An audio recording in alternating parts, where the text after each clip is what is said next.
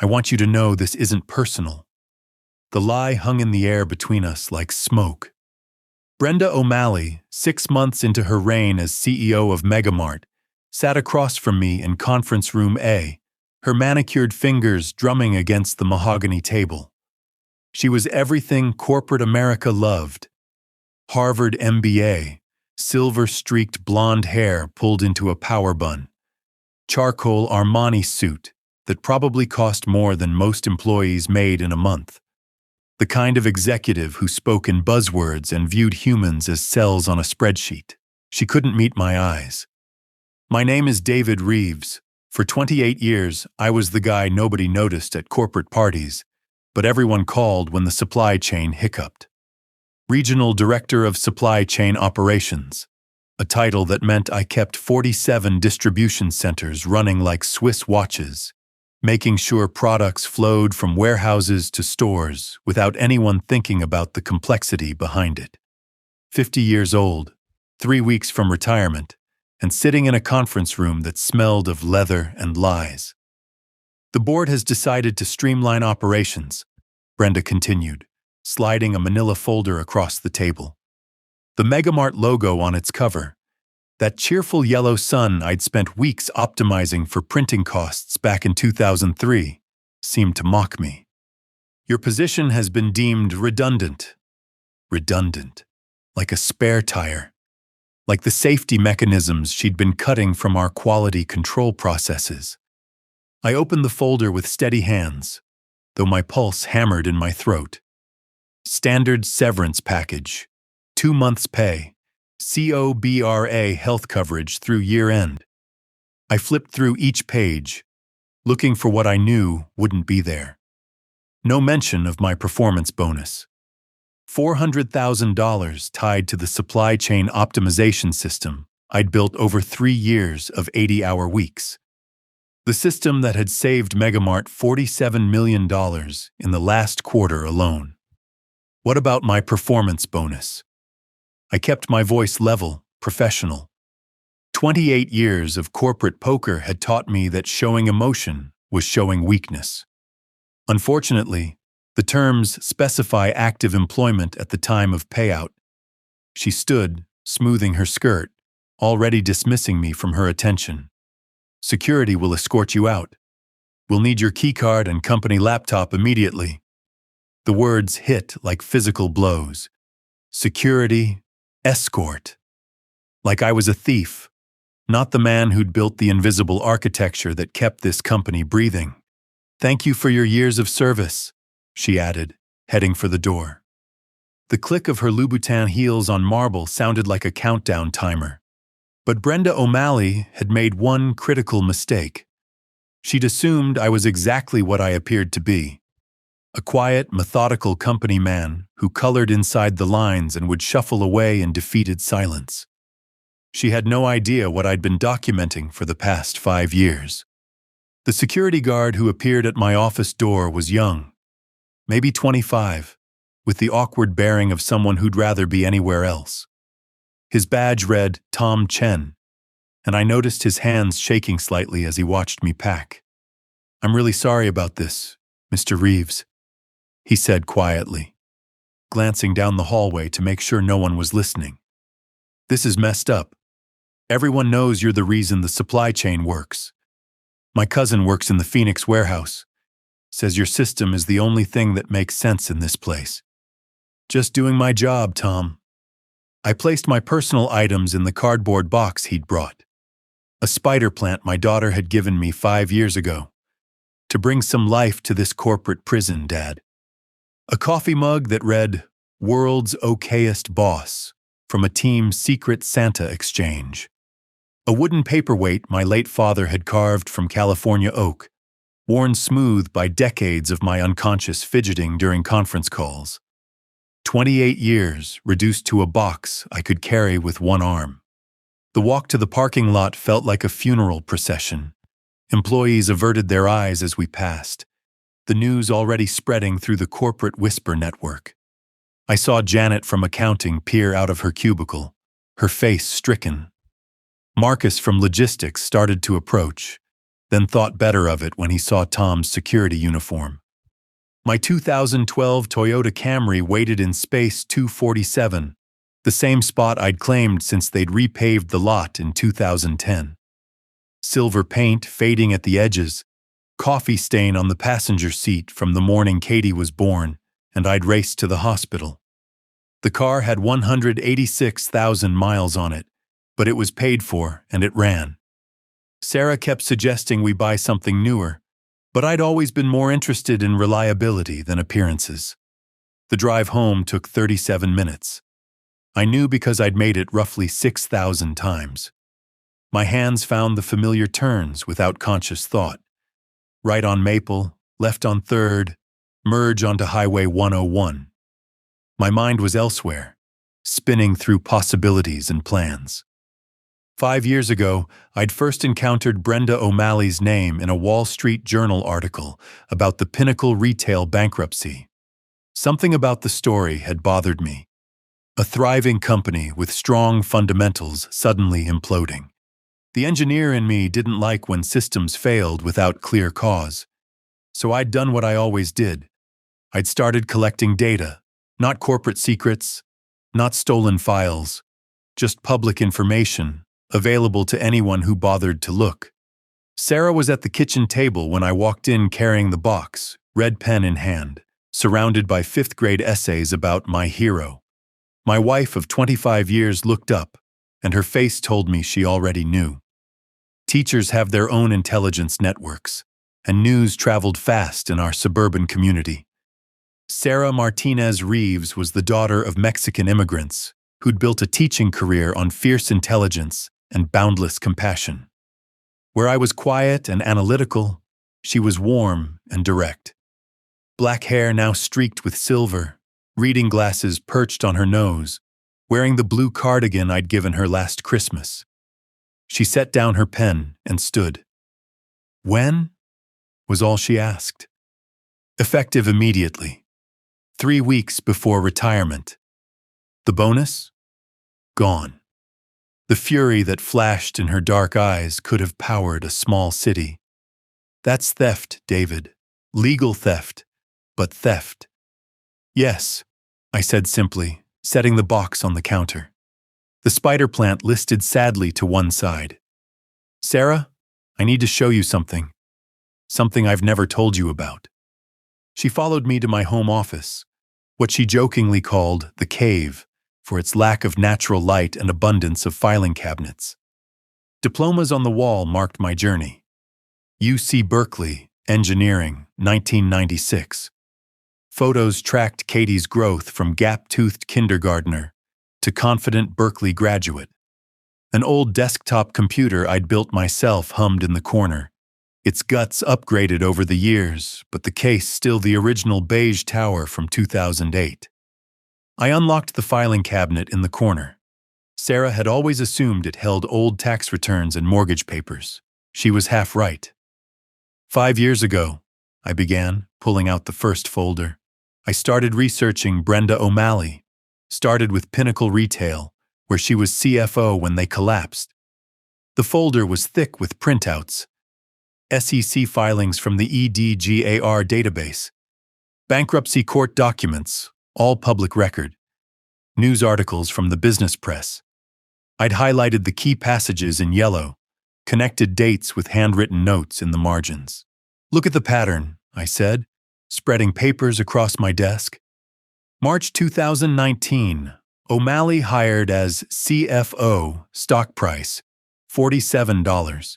She immediately cuts quality control by 30%, reduces workforce by 20%, defers maintenance. June 2019, Pinnacle reports record quarterly profits. September 2019, more cuts, more short-term gains. December 2019, O'Malley announces her departure for new opportunities, walks away with a $3.2 million bonus. March 2020, Pinnacle's supply chain collapses, massive recalls, bankruptcy filing. Stock price, 73 cents. Sarah studied the timeline I'd constructed on the wall with string and pushpins. like something from a detective movie. This happened more than once. 3 times before Megamart. I pulled out more folders. Hartman Group, 2016 to 2017. Stellar Logistics, 2014 to 2015. Same pattern every time.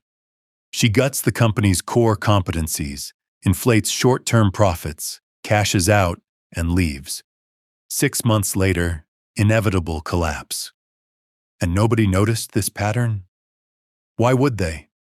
Business journalists cover quarterly earnings, not 20-year careers. Each collapse had different proximate causes: supply chain failure, accounting irregularities, product recalls. But the root cause was always the same: O'Malley's optimization strategies that stripped away everything that made the companies function. Sarah sank into my desk chair, processing. And now she's at Megamart, following the exact same playbook. I showed her printouts of O'Malley's recent speeches, her LinkedIn posts, her quotes in the financial press. Same buzzwords, same targets, same timeline. She's already cut quality control by 30%. Same as Pinnacle. We have to do something. I know someone. Miranda Walsh, investigative journalist at the Financial Tribune. She interviewed me last year about supply chain innovation. Smart, thorough, hungry for real stories. She gave me her card, said to call if I ever had something worth her time. Is this legal, David? All of this. Sarah gestured at the papers covering my desk. Every document here is public record. SEC filings, court documents, newspaper archives. I haven't stolen anything, haven't hacked any systems. I'm just the only person who bothered to connect the dots. That night, I couldn't sleep. The house settled around us with familiar creaks, but every sound made me alert. Was I paranoid? Perhaps. But I'd read enough about O'Malley's previous companies to know that whistleblowers faced retaliation. Not violence, too crude for corporate warfare, but lawsuits, character assassination, financial destruction through legal fees. At 3 a.m., I gave up on sleep and returned to my office. I wrote a document explaining everything, attached digital copies of all my research, and emailed it to Sarah's brother Michael, a contract lawyer in Portland. If something happens to me, I wrote, release this to every major newspaper and the SEC. Paranoid? Maybe. But my father, a carpenter who'd built houses meant to last centuries, had taught me that the best insurance was the kind you never needed to use. I spent the next 2 days organizing everything into a comprehensive package. Original documents in one folder, analysis in another, timeline and pattern recognition in a third. I made multiple copies, one for our safe deposit box, one for Michael, one for Miranda Walsh. The meeting was set for Thursday at the Grounded Bean, a coffee shop downtown. I chose it for 3 reasons: public location, multiple exits, and terrible music that would mask our conversation. I arrived 40 minutes early, claimed a corner booth with sightlines to both entrances and the parking lot. Old habits from decades of vendor negotiations. Control your environment, know your exits, arrive first. Though I'd never negotiated anything quite like this. Miranda Walsh walked in at exactly 10 a.m. She was younger than I'd remembered, maybe 35, with the kind of sharp, intelligent eyes that missed nothing. Brown hair pulled back in a practical ponytail, wearing jeans and a blazer that suggested someone ready to work rather than impress. She carried a battered leather messenger bag and the slightly cynical expression of someone who'd heard too many people claim to have the story of the century. Mr. Reeves, she said, sliding into the booth across from me. You said you had something about Megamart. I'll be honest. I get a lot of disgruntled employee calls. What makes yours different? This isn't about Megamart, I said, placing the folder on the table between us. This is about a pattern of corporate destruction spanning 20 years and 4 companies, all documented with public records. I watched her expression change as she opened the folder. The skepticism faded, replaced by the focused attention of a bloodhound catching a scent. She pulled out her phone, began photographing pages. "This is all public information?" she asked, reading through the Pinnacle documents. Every piece. SEC filings, bankruptcy proceedings, news archives. I've included the source for every document. You can verify it all independently. This pattern? You're alleging she deliberately destroys companies? I'm not alleging anything. I'm showing you a pattern. 4 companies, same executive, same methods, same timeline, same result. Draw your own conclusions. She studied the timeline, fingers tracing the connections I'd drawn. The FBI, have you contacted them? I'm not a lawyer. I don't know if what she does is criminal or just unethical. That's why I'm talking to you. Sunlight is the best disinfectant. Mr. Reeves, you understand what this could mean? O'Malley has resources, lawyers. She also has a pattern. And patterns, once exposed, are hard to deny. I pulled out a second folder. Contact information for dozens of former employees from her previous companies, all found through public sources, LinkedIn, Facebook, news articles where they were quoted. They're willing to talk on record. Miranda's professional composure cracked slightly. You've done my job for me. I've done what any concerned citizen could do with time and motivation. The question is, what are you going to do with it? I need time to verify everything. My editor will want multiple sources, legal will need to review. How long? 2 weeks minimum, maybe 3. This is a potential career-ending story for her and possibly for me if I get it wrong. Take whatever time you need. I showed her Megamart's latest press release. She's accelerating. These staff cuts, these efficiency improvements. I've seen this movie before. 40,000 people work for Megamart. They have mortgages, kids in college, medical bills. They're going to lose everything if this pattern continues. Miranda packed the folders into her messenger bag. I'll start making calls this afternoon. Mr. Reeves, can I ask why? Why spend 5 years documenting this? I thought about it. My father was a carpenter. He taught me that when you see rot in the foundation, you don't paint over it. You expose it, cut it out, build something solid in its place. O'Malley is rot, and she's spreading. The next 3 weeks moved like molasses. I started the garden I'd been promising Sarah for years, needing something to do with my hands. Physical labor helped quiet the anxiety. The constant checking of news sites for Megamart updates. The pattern continued perfectly. O'Malley announced more cuts. The stock price rose on improved efficiency metrics. The board praised her bold leadership. And somewhere in distribution centers across 17 states, workers wondered why their safety equipment orders were being denied, why maintenance schedules were being stretched, why quality control was becoming a joke. Sarah found me one night at 2 a.m., staring at my laptop in the kitchen. "You're obsessing," she said gently. She announced another round of cuts today. Maintenance budget slashed 40%. That's exactly what she did at Stellar Logistics 3 months before their fleet started breaking down. And Miranda is working on it. You've done what you can do. She closed the laptop. Come to bed. Destroying yourself won't save anyone. But sleep remained elusive. Every morning brought new Megamart press releases, each following O'Malley's playbook with eerie precision. I documented everything, adding to my files even though I'd already given Miranda everything she needed. Old habits die hard. On the 18th day, my phone rang. Unknown number. Mr. Reeves? The voice was male, professional, careful. My name is Special Agent James Hutchinson with the FBI's White-Collar Crime Division. I understand you've been researching Brenda O'Malley. My mouth went dry. How did you? Ms. Walsh at the Financial Tribune reached out to us for comment on a story. She shared some of your research. Mr. Reeves, we've been building a case for 3 years. Your timeline, your pattern recognition, it fills crucial gaps. Would you be willing to meet? The meeting happened 2 days later in a federal building downtown. Agent Hutchinson looked exactly like Central Casting's idea of an FBI agent. Dark suit, neat haircut, expression that gave away nothing.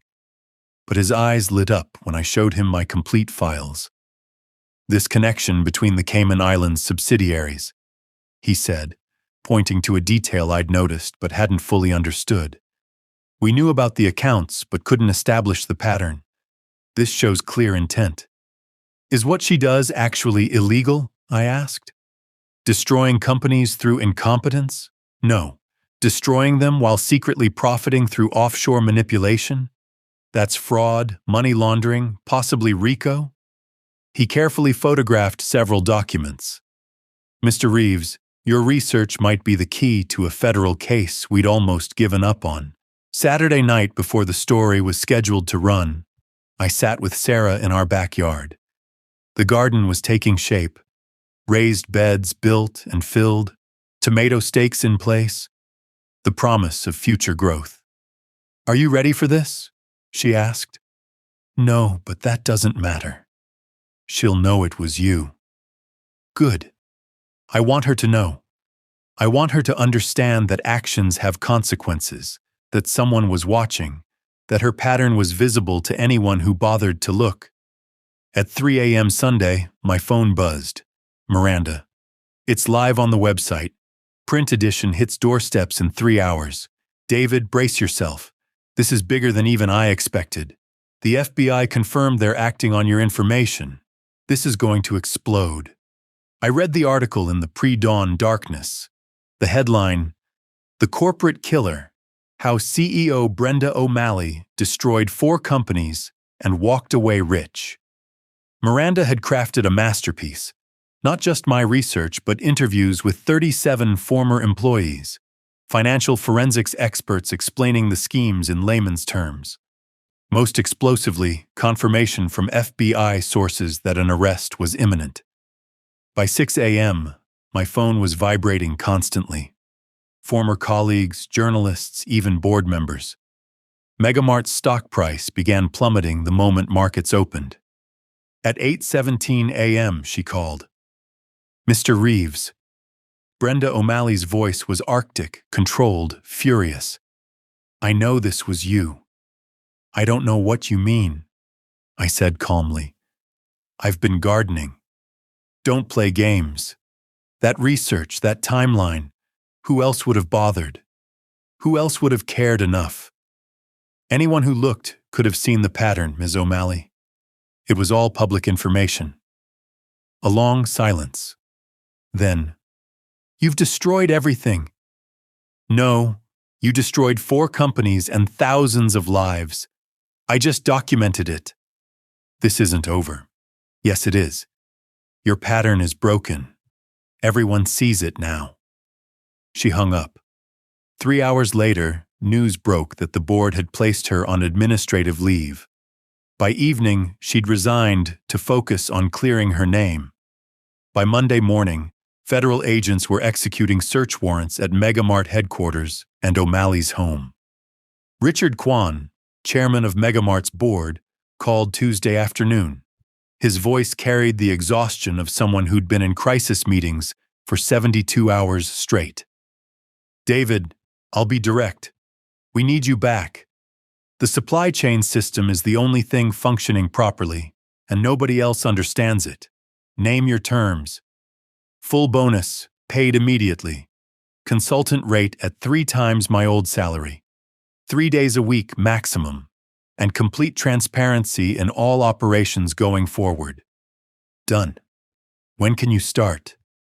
Monday. This week I'm planting tomatoes. 6 months later, I sat in my home office, now genuinely used for gardening research, reading the news. Brenda O'Malley, indicted on 47 counts of fraud, money laundering, and racketeering. Her Cayman Islands scheme exposed. her patterns laid bare in federal court. The investigation had uncovered what I never could have: actual criminal activity hidden beneath the corporate maneuvering. She'd made one fundamental error. She'd assumed everyone was as focused on short-term gain as she was. She'd never imagined someone would spend 5 years quietly documenting patterns just because it was the right thing to do. Sarah brought me tea, kissed the top of my head. Any regrets? I thought about the 18-hour days rebuilding Megamart's operations, the satisfaction of seeing Tom Chen promoted to security supervisor, Janet from accounting sending pictures of her grandson, secure in the knowledge her retirement was safe, Marcus from logistics finishing his degree with the tuition reimbursement I'd insisted the board reinstate. No regrets, I said. The wooden paperweight my father carved sits on my desk, solid and enduring. Good wood remembers, he used to say. Every grain tells a story of growth, of weathering storms, of standing strong. So does truth. You can bury it under corporate speak and complex financial schemes. You can hide it behind lawyers and PR firms, but document it carefully, preserve it properly, and it will outlast every lie. Last week, a package arrived with no return address. Inside, a handwritten note. Thank you for caring when no one else did. It was signed by 12 former Pinnacle employees. I burned the note, mixed the ashes into my compost. Even gratitude should return to the earth, nurture new growth. The morning sun warms my face as I water the garden. The tomatoes are heavy on their vines, almost ready for harvest. Sarah's planning to make sauce from her grandmother's recipe, enough to share with neighbors. Simple gifts from a life rebuilt on truth. Somewhere, Brenda O'Malley sits with her lawyers, fighting federal charges, watching the empire she built on destruction finally crumble. All because she made it personal. All because she fired the wrong person. All because she forgot that someone, somewhere, is always watching. And sometimes, that's all it takes. Not violence, not theft, not spectacular heroics. Just patience, public records, and the determination to connect the dots that were always there, waiting for someone to see the pattern. I was never redundant. I was inevitable.